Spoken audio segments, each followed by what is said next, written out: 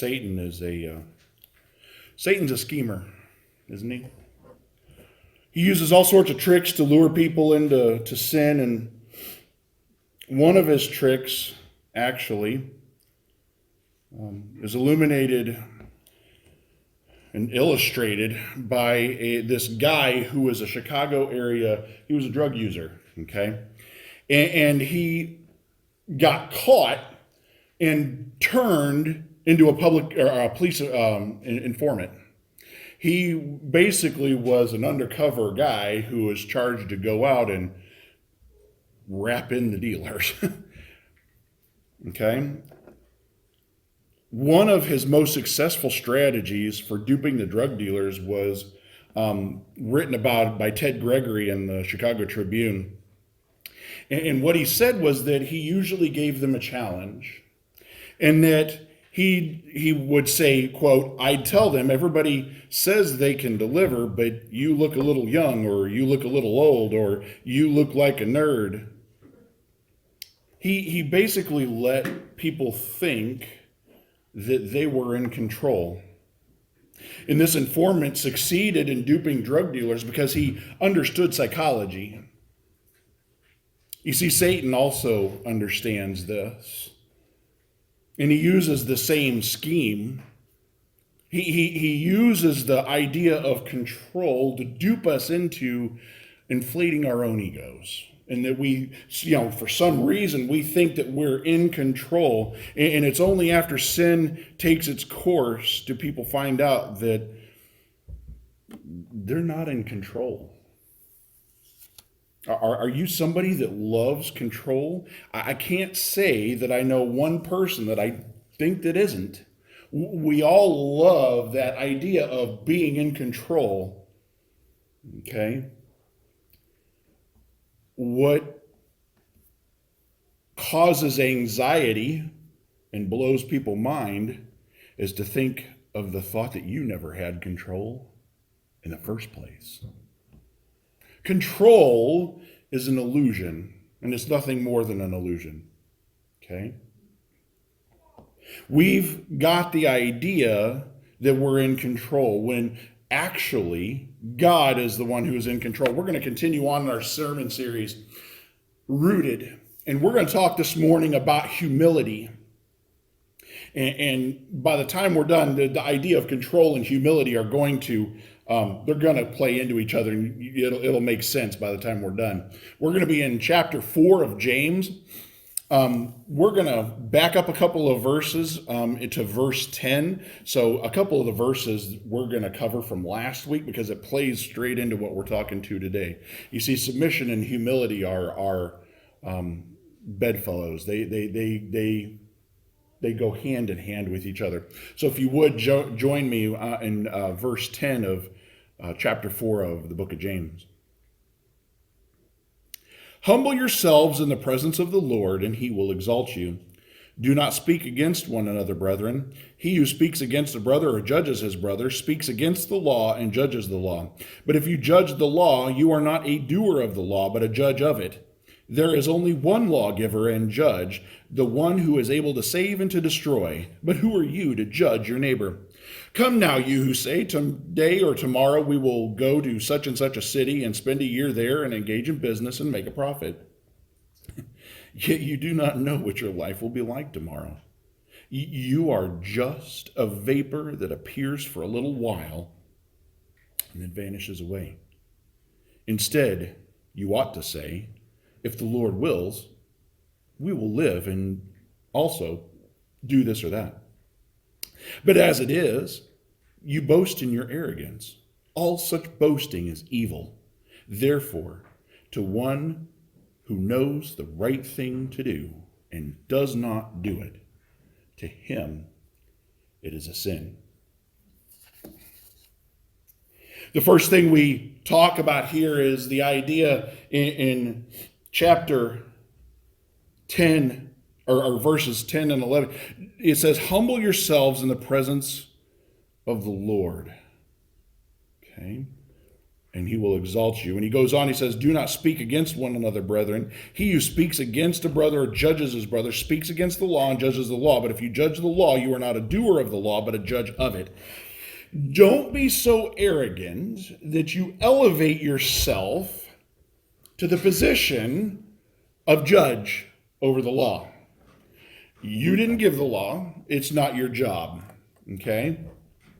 When we go for, we talked about this a little bit last week, and we talked about the idea of judging people. And there's a couple different ways to judge. You can judge somebody in the idea of condemning them to heaven or hell, or gossip, or that kind of, you go and rally around everybody else to your side. But there's another type of judging, and this is the one of accountability, where we go to a brother full well of the sin that we have in ourselves, and we talk about their sin from the standpoint of, I've been there. Okay? If we sit there and we're judging in the wrong manner, we're condemning them, we're gossiping, we're rallying people to our side, we are nothing more than being arrogant and elevating ourselves above where we need to be. Okay? Verse 12, he goes on and he says, there is only one lawgiver and judge, though the one who is able to save and to destroy, but who are you to judge your neighbor? You see, arrogant and prideful attitudes and judgmentalism is not consistent with humility and submission to God. They are not compatible. Either you are arrogant and you are proud and you're prideful and you are judgmental, or you are in submission and humility. You see, if the God of the universe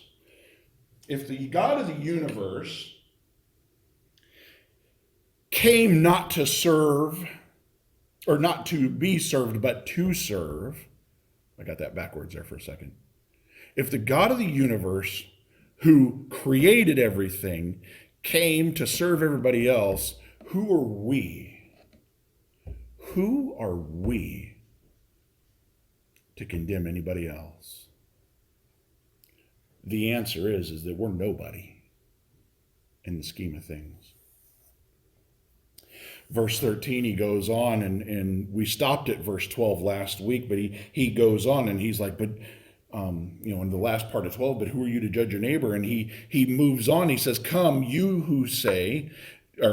you who say, today or tomorrow we will go to such and such a city and spend a year there and engage in business and make a profit. Don't be the typical human who makes plans apart from God. Okay? We get to the point to where we're assertive in our travel plans, or our plans for the future, or our career or retirement, or whatever the case may be. We get self-confident in our time schedule, and we set our schedule out, and we delve our time out according to what we think is more important than the other ones, and we're self-centered in our business relationships.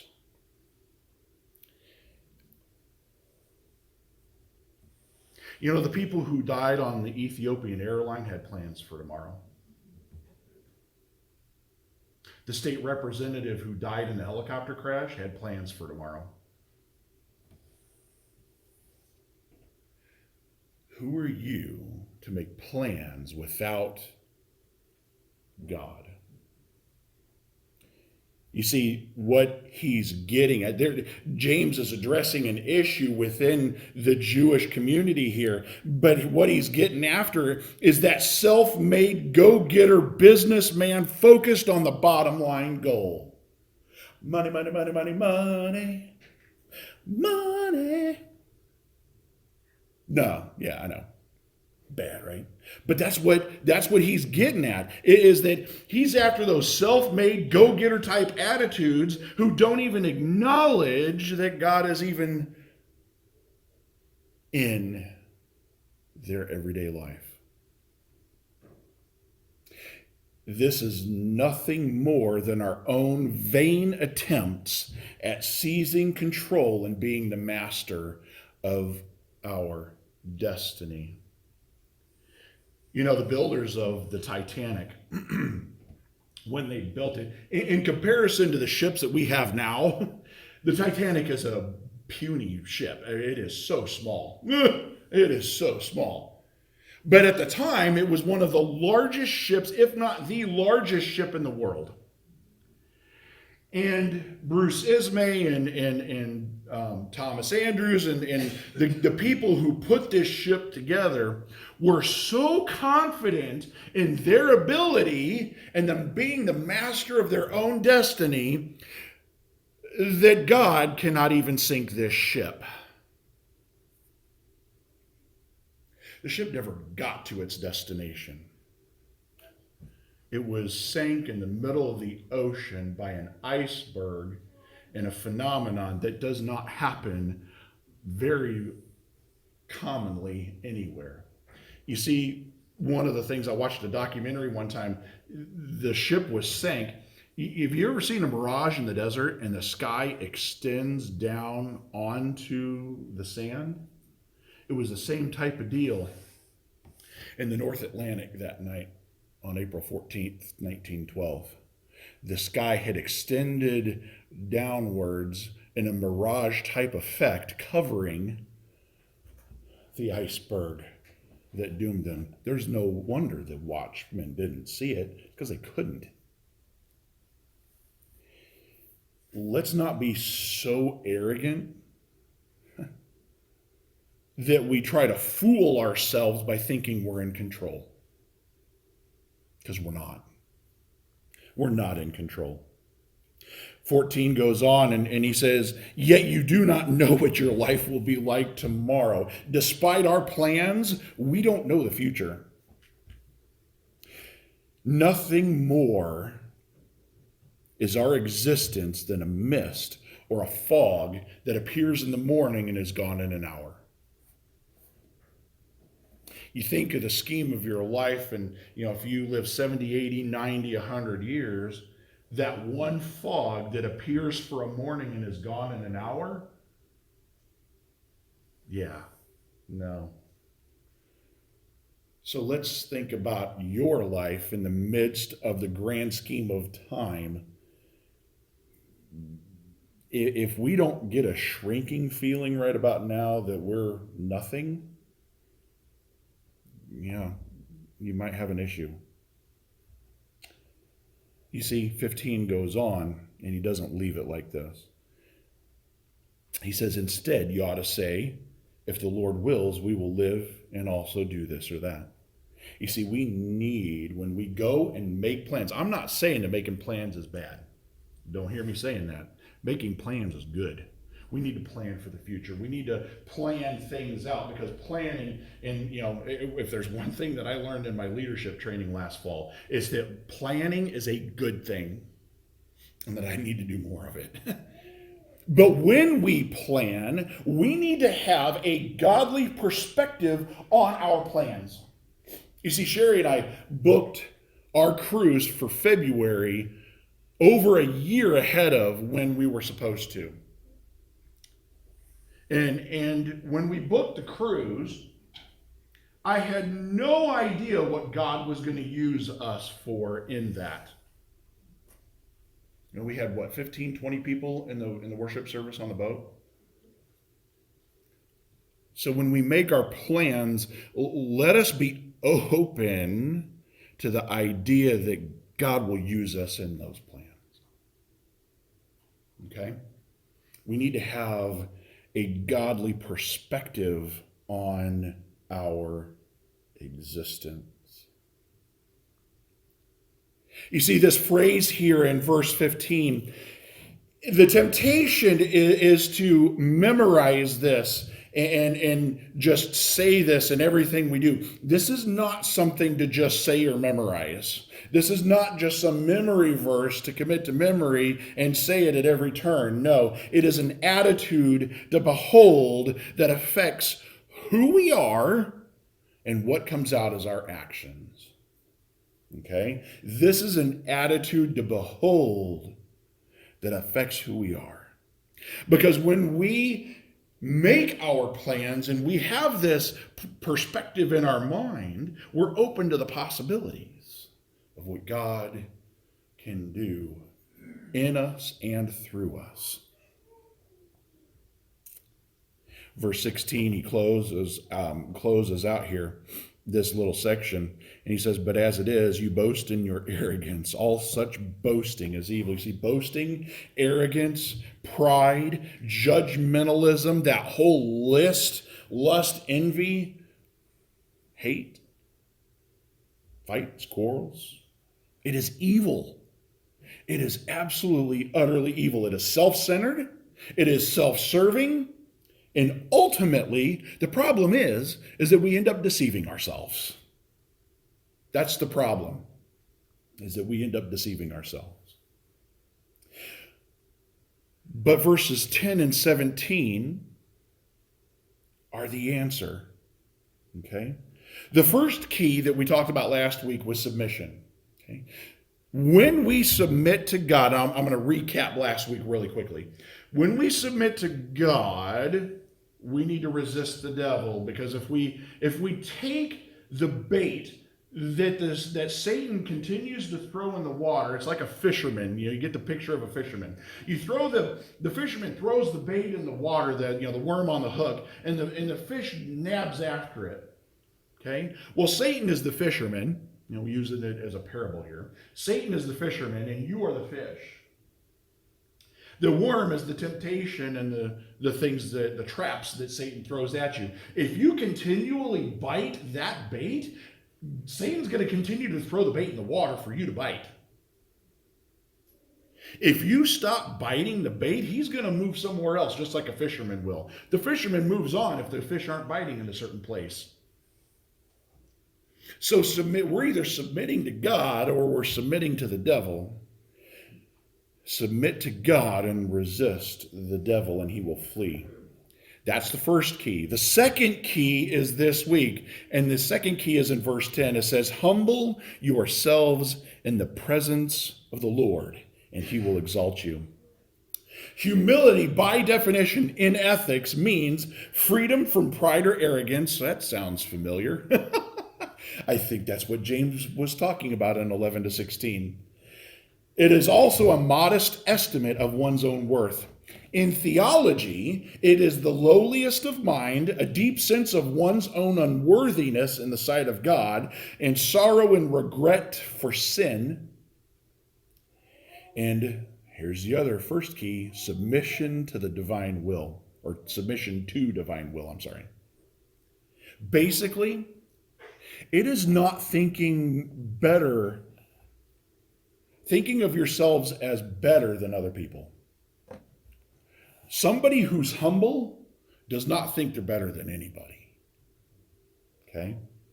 There is a difference between humility, realizing your own unworthiness, your own lowliness in the sight of God, and being confident in God's sanctification and your gifts. There is a difference. Okay? We can be humble, yet confident in the gifts God has given us, and confident in the place that God has put us at the right time, and not be arrogant about it. It is possible. And there is a difference between the two, because we need to balance. It's everything in the Christian life is balance. We need to balance the idea that we are worthless, we are penniless, we are homeless, we are worth nothing when compared to God. But we also need to understand that God has gifted us, God sanctifies us, God uses us, and he gives us gifts that he expects us to use. Why? For the sole purpose of bringing other people into relationship with him. There's a difference between humility and being confident in what God has got us doing. Okay? Verse 17, he closes out. He says, therefore, to one who knows the right thing to do and does not do it, to him it is sin. Basically, 17 is taking everything that we have done so far, and he's giving a summary of it. Okay? First of all, okay, if you know the right thing to do and do not do it, to him it is sin.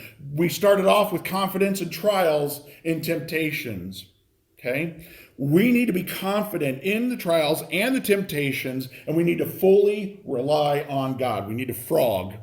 Mom this week goes, I need a frog. And I'm like, what? Huh?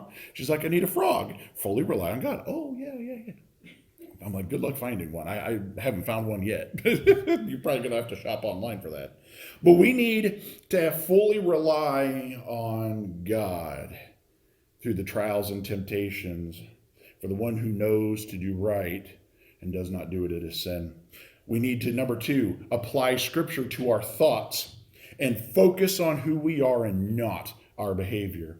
To the one who knows to do right and does not do it, to him it is sin. We have to apply Scripture to our thoughts. We know this to be the case. We have to focus on who we are, not our behavior. Number 3, we need to serve our brothers and our sisters without prejudice and favoritism, and we need to be overflowing with mercy, compassion, and acceptance, despite the wrong things that people do to us. Because people are going to be people. They're going to be evil. They're going to be doing things that are wrong. But you know what the half of it is? Is that in their own perception, they are justified. When we find ourselves in conflict with somebody and we think that somebody is just downright pure evil, we need to get their side of the story. Because my guess is that they feel justified in their actions, and you need to hear what they have to say. If there is anything that I've learned through my parents' divorce, through my divorce, through counseling people in everyday situations, is that there are 2 sides to every story. There's the truth of the perception of one person, and there's the truth of the perception of the second person. The truth lies somewhere in between of what actually happened.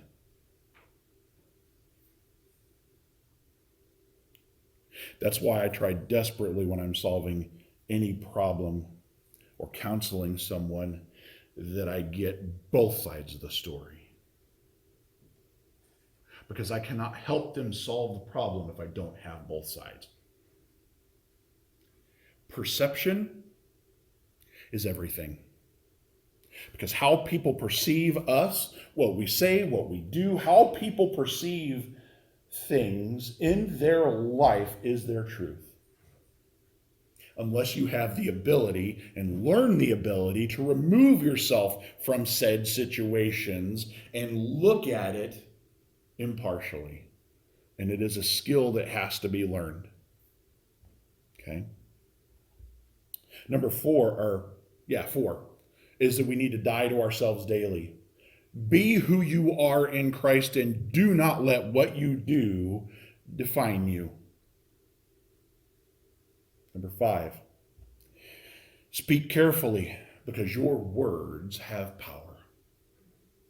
Your words have the power to build up. Your words have the power to tear down. One thing that I've learned about myself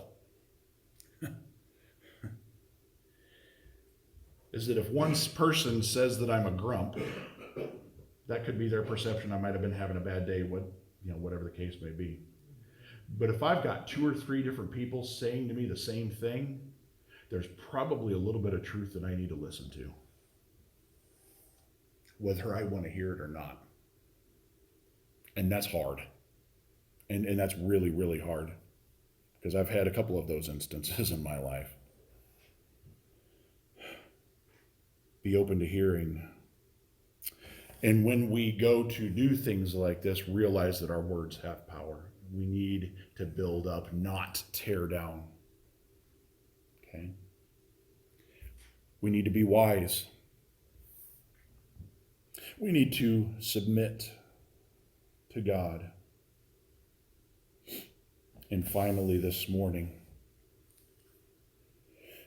and this is going to be our big idea for this morning.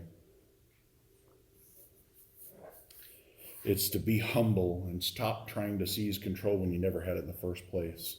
When we root in humility, we won't try to seize control, and we're going to let God have the control that he already has in the first place. It's all about putting things in the correct perspective. Because our perception of things, while our perception of things is our truth, it may not necessarily be right. That's the part that stings.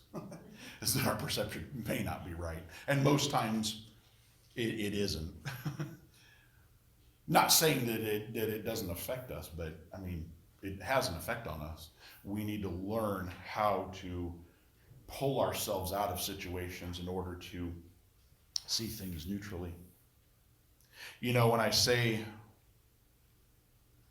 phrases like, you never had control in the first place, that causes anxiety. I know the first time I heard that phrase, it sent me into quite a panic attack. It really did. Because when I came to the realization, you know, a lot of my past is filled with trying to seize control because I never felt like I was in control in the first place. Okay?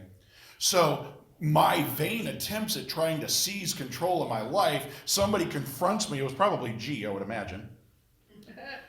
He confronts me with the fact that he goes, you know what, Ryan? You need to stop trying to gain control because you never had it in the first place.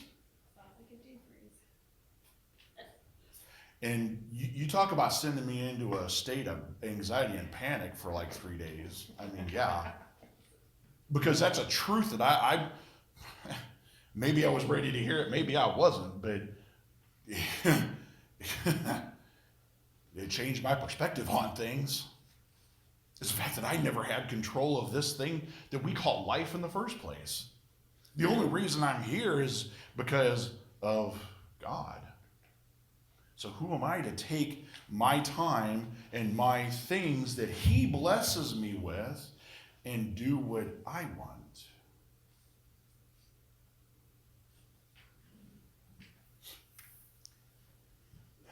You know, I never really saw myself as a leader until about 6 months ago. It's because I never wanted to be a leader. Didn't want the responsibility. A verse in James that leaders are subject to a stricter judgment. It was kind of one of the ones that kind of threw me in there. But here's the thing. No matter what it is that you don't want to do, if God is calling you to it, God is going to equip you to do it. So what is it that you're resisting him this morning for? What's he trying to get you to lay down at his altar, at his throne, that you're continually trying to pick up, trying to control? Because the answer to the problem is humility, is that you never had control in the first place, that he has control. And you know what? Let me finish it off with this statement. The only way you're going to find control is realizing that you never had it and letting God have the control. That's how you're going to find control over your life, is by realizing you never had it in the first place. And that is the truth that caused my anxiety to cease. Christ has come to set the captives free. Be set free. Let